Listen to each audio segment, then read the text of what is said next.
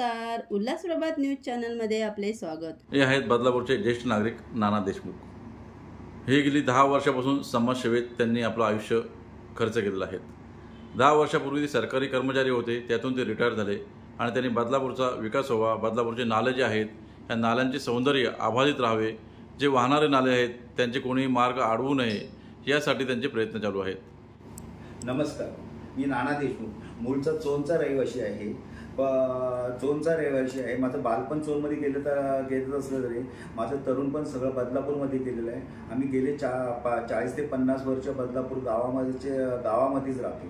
तेव्हापासून मी लहानपणापासून संपूर्ण बदलापूर जे आपली 12 गाव बदलापूरमध्ये विलीन झालेली आहे ती संपूर्ण गावं मी पायी फिरलेलो आहे. त्याच्यामध्ये तिथल्या रचना काय होतं सगळं याची मला माहिती आहे. आणि मी सरकारी सेवेमध्ये होतो. रिटायर झाल्यानंतर मी मनाची ठरवलं की आपलं सगळं आयुष्य बदलापूरात राहायचं आणि बदलापूर जे 1965 साली जितकं सुंदर होतं तसं पुढं सुंदर बनावं ही इच्छा माझ्या मनात व्यक्त झाली आणि त्या दृष्टिकोनातून मी रिटायर झालेलं कार्य चालू केलं. मी माझं कार्य चालू केलं. त्याच्यानंतर सर्वप्रथम रिटायर झाल्यानंतर चोनमध्ये एक छोटासा डोंगर होता. त्या डोंगरामध्ये खूप खड्डे होते, दगड होते. त्याच्या एकदम उजाड डोंगर होता. तो उजाड डोंगराचे दगड काढून माती टाकून मग तो सुजलाम बनवला. तर जिथे एकही झाड नव्हतं त्याच्या संपूर्ण झाडी केली आणि बागायत केली आणि त्या जागेमुळे लोकांना तिथे राहायला रस्त्याने जाताना ते विरान होतं. लोकांना झाड पण नव्हतं उभं राहायला.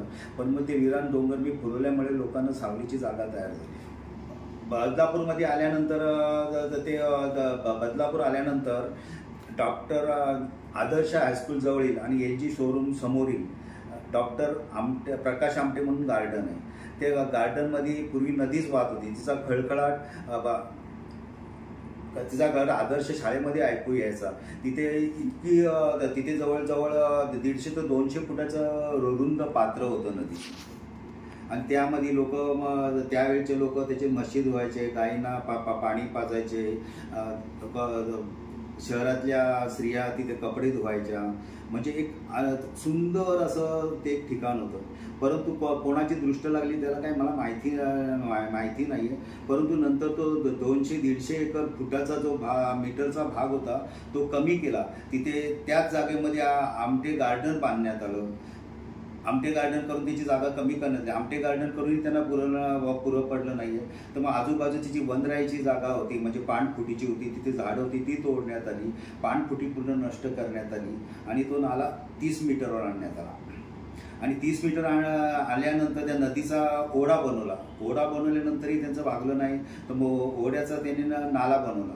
आणि प्रत्यक्ष जर तुम्ही खालची चित्र जर बघितली तर तुमच्या लक्षात येईल का तो 30 मीटरचा जो नाला होता तो 7 मीटरचा करून त्याच्यामध्ये तेवढ्याच पाण्याचा प्रवाह करता ठेवण्यात आला तो 7 मीटर आणि तिथे सिमेंट कॉन्क्रीटचं गटार बनवण्यात आलं.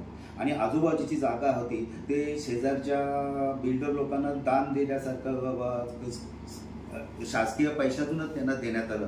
तिथे पुलाची सुधारणा करणे आणि रस्ते बनवणे एक अशाच एक काम मंजूर केलं. पण प्रत्यक्ष तिथे पुलही नाही आणि रस्ताही नाही. अशा असताना ह्या कामाच्या ह्याच्यातून जी मूळ भिंत होती 30 मीटरची ती जवळजवळ 15 मीटर आत घेण्यात आली आणि दुसरी संरक्षक भिंत बांधून तिथे तितका तो नाला अरुंद करण्यात आला आणि नाल्यावर स्लॅब टाकून त्या नाल्याचं गटार करण्यात आलं.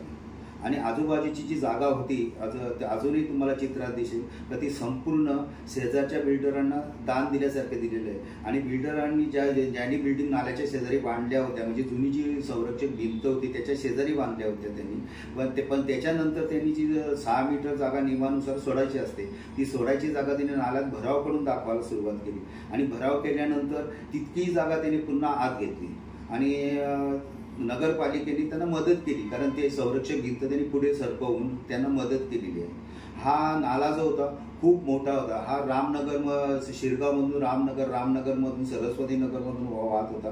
त्याचा खळखळाट अजून माझ्या कानामध्ये घुसतो. आणि ज्यावेळेला ही जी मरणावस्था पाहिली तर मला खूप दुःख होतं, मी व्यथित होतो. आता माझ्यासारखे माहिती असणारे शहरामध्ये मोजके लोक असतील कारण आता मी 70च्या घराचे. जे लोक पूर्वीचे आहेत ते बोलतात पण त्यांना कोणाची बोलायची हिंमत नाही कारण जितके ज्येष्ठ नागरिक आहेत, त्यांना अनेक व्याधी आहेत, त्यांना टेन्शन होत नाही, त्यांना सगळं दिसतं, त्यांचा जीव कळतं. माझ्याकडे व्यथा ते तयार करतात. इतका रुंद होता, शाळेत असताना त्याचा खळखळाट ऐकायला यायचा.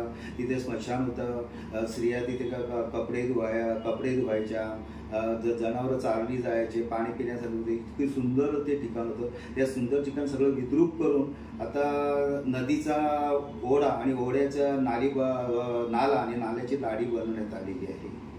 हा नाला नाही, ही नदीच होती आणि तिथे आमटे गार्डनचं तिथे तिचा पसारा होता आणि पुढे ती नागमोडी वळण घेऊन कात्रप रोडला येत होती. त्या नागमोडी वळणाचा भाग, तो नाला सरळ करून नागवळणीचा भागामध्ये काही समाजकंटकांनी त्याची इमारत बांधली आणि संपूर्ण नाल्याची जागाच पूर्ण करून नाला सरळ करण्याच्या कामाखाली त्या नदीची रुंदीच कमी केलेली आहे.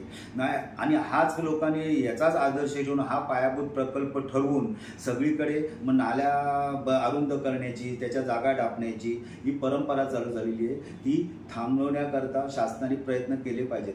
जर हे प्रयत्न केले नाहीत आणि नाल्याचा आदर्श घेऊन जर सगळे समाजकंटक पैसे कमवायच्या मागे लागले तर बदलापूरचं सगळं सौंदर्य नष्ट होईल आणि नाल्यातून वाहणारं पाणी जमिनीमध्ये न जिरता ते डायरेक्ट नदीला मिळत जाईल. त्याच्यामुळे शहरातील जमिनीत पाणी न जिरल्यामुळे शहराची झाडं जगणार नाही, शहरातल्या विहिरींना तलावांना पाणी लागणार नाही आणि पर्यावरणाचं खूप मोठं नुकसान होईल.